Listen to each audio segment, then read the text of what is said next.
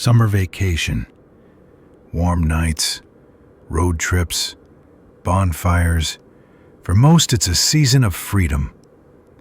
But for four friends, it became something else entirely. What started as laughter turned into a nightmare, a story whispered only in shadows, a vacation from which no one returned. Jamie, Sarah, David, and Mia had planned their trip for months. A week at a rented cabin by the lake, no parents, no rules, just freedom. As their car cut through winding forest roads, they laughed, sang, and dreamed of the fun ahead. But the forest watched them, silent, waiting, and hidden in its stillness was a truth darker than night. The cabin looked older than the pictures. The wooden boards creaked and dust floated in the heavy air. On the fireplace mantel sat a faded photograph of a family.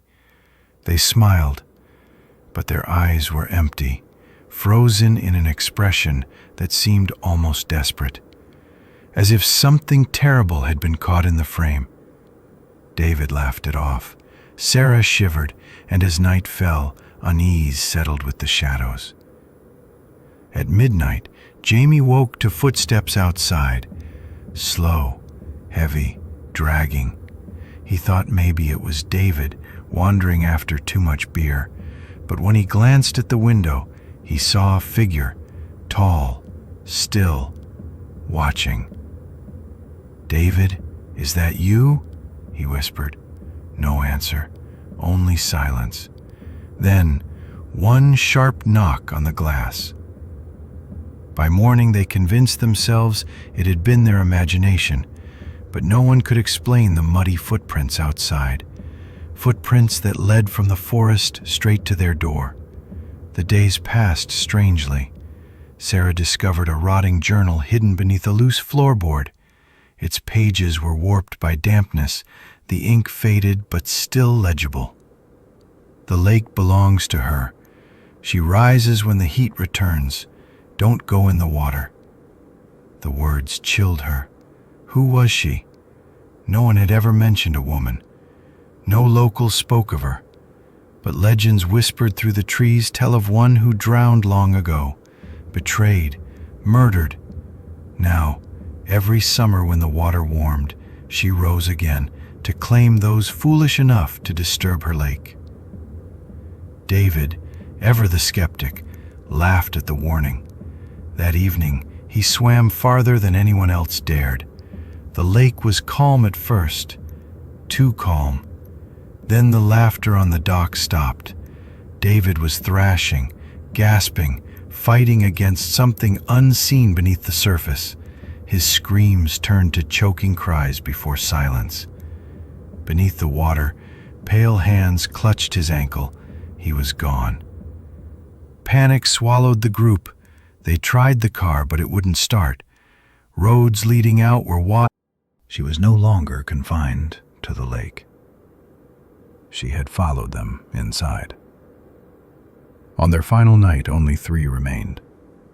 Candles flickered as they huddled in the cabin. The journal's last entry warned them. She takes them one by one until the last. The survivor carries her curse. The door creaked open. Wet footprints marked the floor. Shadows stretched unnaturally long. Mia screamed. Jamie grabbed a chair, desperate. Sarah whispered prayers into trembling hands. None of it mattered. The drowned woman rose from the darkness. With every step, water surged across the floor. Her hair hung heavy, her face twisted, eyes black and endless. The lake was with her. The cabin flooded. Their screams were drowned. By dawn, the storm had passed. The lake shimmered calmly beneath the rising sun. Birds sang as though nothing had happened. The cabin stood silent, abandoned, no signs of struggle, no signs of life. Weeks later, campers discovered a journal lying on the dock, a name written across its final page in fresh ink. Mia.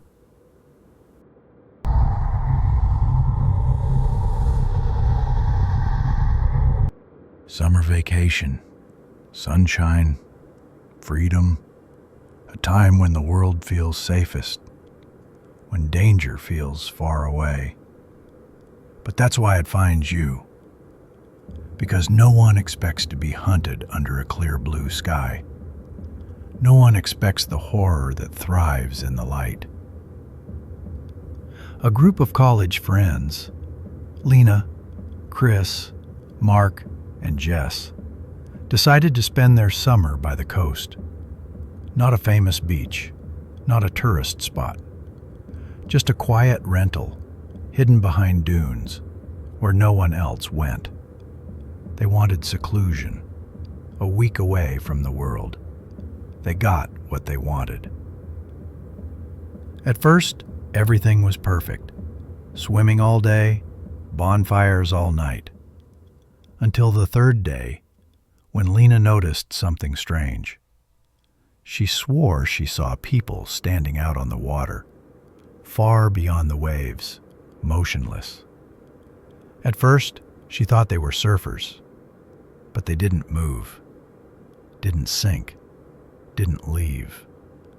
When she blinked, they were gone.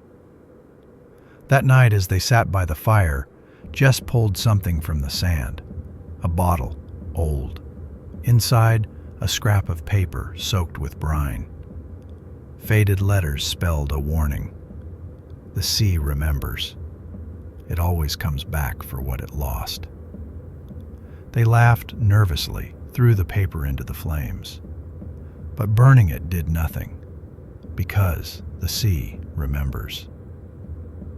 The next morning, Mark never came back from his swim. Chris swore he saw Mark waving from the waves, calling for help.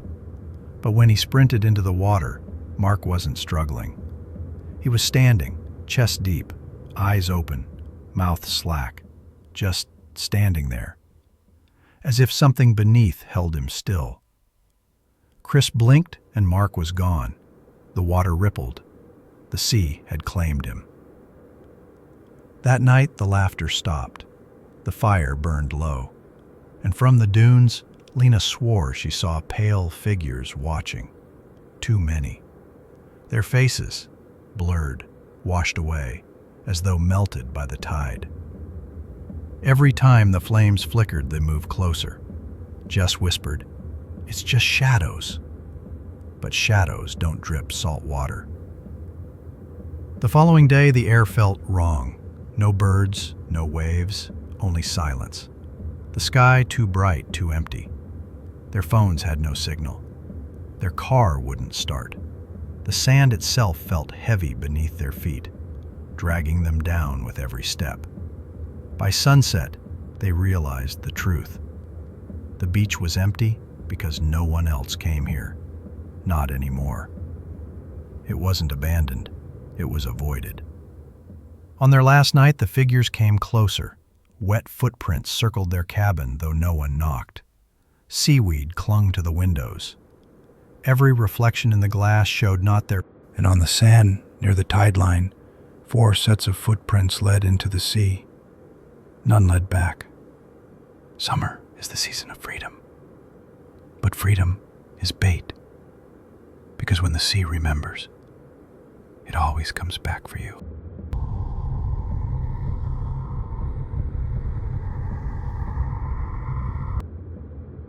Summer always carried a strange kind of silence by the lake. During the day, it shimmered under the sun, inviting, harmless. But when the heat broke and the shadows stretched long, the water felt heavy, like it was watching. No one from town went near the old lake house anymore.